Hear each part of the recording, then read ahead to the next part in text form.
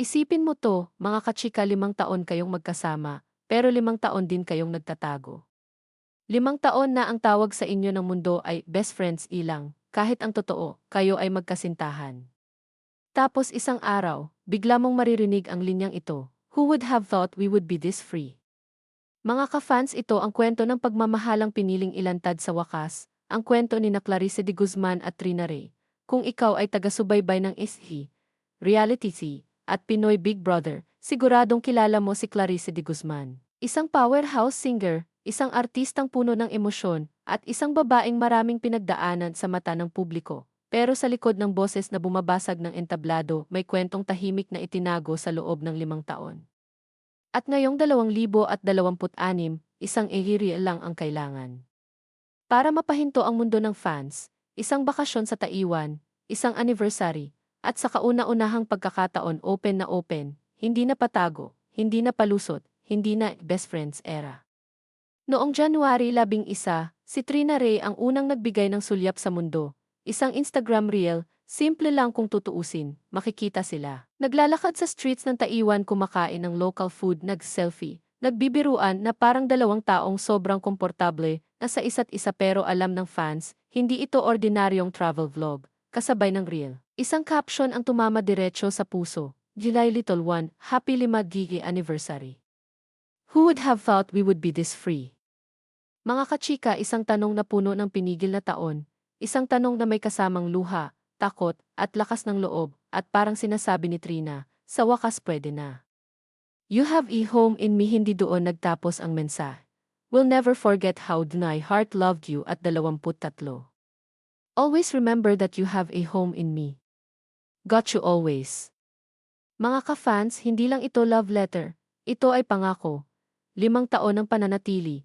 5 taon ng paghihintay, 5 taon ng pagmamahal kahit hindi sigurado kung kailan lalaya, at ang background music pa, palagi, Kirakais version. Kung pageant fans umiiyak sa corona, ang SLE fans naman dito, bumigay ang dibdib.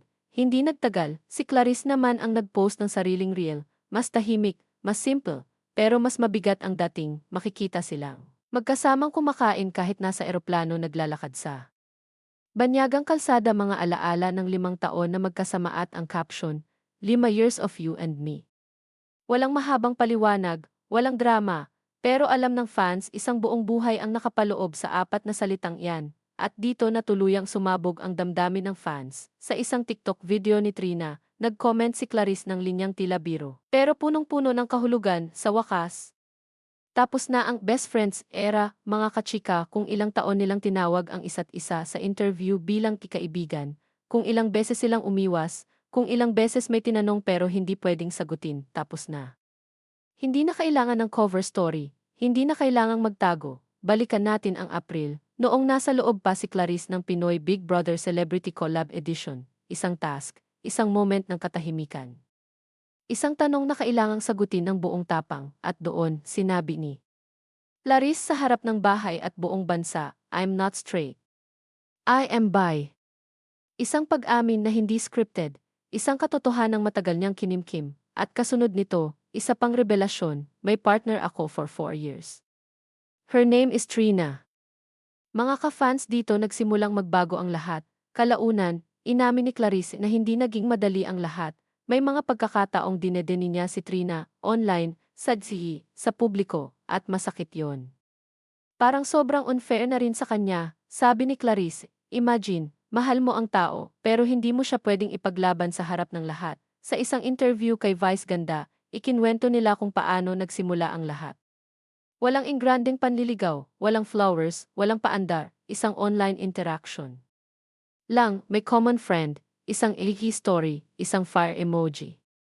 At si Trina, nagulat, is this real? Mula doon, kwentuhan, lokohan, memes, 6 na buwan ng usap hanggang sa tanong ni Clarice, tayo na ha? Simple, diretso, totoo. Pero hindi agad umuo si Trina, may takot, may sugat mula sa nakaraan, kaya ko ba na itatago na naman ako? Isang tanong na sumasalamin sa maraming DVDs, panandang pandagdag relationships. Mahal ka, pero handa ba siyang ipaglaban ka? At sa paglipas ng panahon, pinatunayan ni Clarice na handa siya, para kay Trina. Ang pinakamahalaga kay Clarice, kabutihan ng puso, Para kay Clarice naman, si Trina ang hindi umalis kahit pakiramdam niya ay kaiwan-iwan. Siya naging support system noong may pinagdadaanang mabibigat na problema, nagmahal kahit pakiramdam niya ay hindi siya kamahal-mahalisang pagmamahalang hindi perpekto, pero tunay. Ngayon, mga kachika, hindi na sila nagtatago, hindi na sila best friends. Hindi na sila tahimik, sila ay Clarice at Trina, magkasama, malaya, at handang ipakita sa mundo ang 5 taong pagmamahal. At habang pinapanood natin ang mga susunod nilang hakbang, concerts, projects, buhay na mas bukas. Isang tanong ang naiwan sa puso ng fans, gaano katagal kang maghihintay para piliin ang sarili mong kalayaan? Dahil minsan, mga ka-fans, ang pinakamagandang anniversary gift ay hindi biyahe, hindi post, hindi kanta, kundi ang lakas ng loob na sabihing, ito kami. At hindi na kami magtatago.